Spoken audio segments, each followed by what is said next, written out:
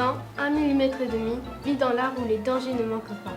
Pour échapper à une attaque de moustiques, Toby et son ami Mano ont sauté dans le vide. Leur chute semble interminable. Au bout de plusieurs minutes, il commença à se poser des questions. Il se sentait comme sur un matelas d'air. Il trouvait cette chute bien confortable. Et si c'était ça, arrêter de vivre? Il se disait que ce n'était pas si terrible. Il entendit une voix. Toby, Et en plus, il y avait de la compagnie. Bonne surprise. Toby, c'est moi, Mano. Tu m'entends? Oui, répondit Toby. Tu tombes aussi? Non, je crois qu'on s'est arrêté, mais je vois rien. Toby bougeait la main. Ses gestes semblaient freinés par quelque chose. Un peu plus loin, Mano commençait à s'agiter. Il marmonnait. Mais qu'est-ce que c'est que cette histoire? Alors Toby hurla. Ne bouge pas, Mano. Surtout, ne bouge pas. Mano se figea. Qu'est-ce qu'il y a? Ne fais pas un seul geste. Mano n'osa plus dire un mot. On est dans une toile d'araignée. On est tombé dans une toile. Mano et Toby avaient été arrêtés par cette toile qui leur avait sauvé la vie. Elle deviendrait maintenant leur tombe s'ils n'en dégageaient pas avant l'arrivée de l'araignée.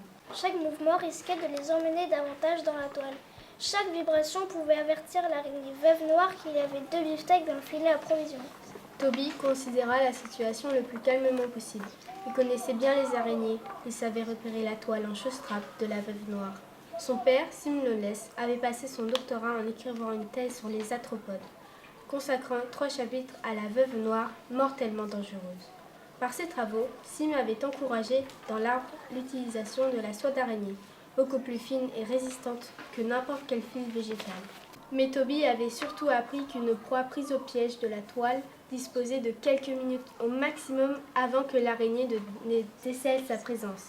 Toby tira sur un fil de la toile. Il embobina autour de son poignet. Il devait accumuler assez de fils sans affaiblir la structure qui les portait. En même temps qu'il travaillait, il donnait ses instructions à Mano. Découpe la toile autour de toi, en cassant fil après fil. Tu ne laisses que ceux qui te soutiennent. Mano obéissait. Il avait encore son petit couteau de Johnny Charbord.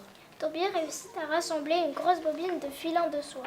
Il n'y avait maintenant autour de lui que des mailles très larges. Il fixa le bout du fil sur une de ces mailles et lâcha la bobine. En quelques secondes, il avait réussi à traverser la toile et se laisser glisser le long du fil. Il entendit la voix de Mano au-dessus de lui. Toby, j'ai presque tout coupé. Toby répondit.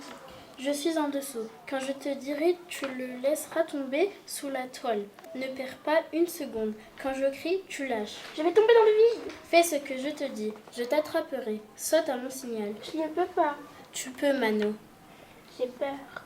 Oui, Mano. Enfin, une vraie raison d'avoir peur. Profites-en. Tu vas sauter. Et Toby commença à se balancer au bout de son fil. Toutes les 2 secondes, il passait exactement sous Mano, comme le balancier d'une horloge.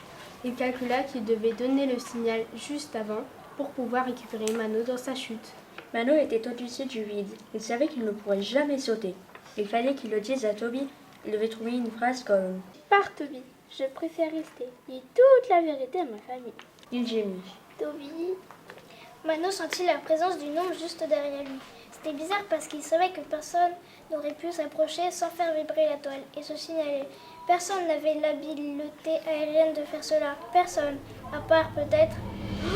La veuve noire! Elle se dressait à côté de lui. Mano entendit le signal de Toby et se précipita dans le vide.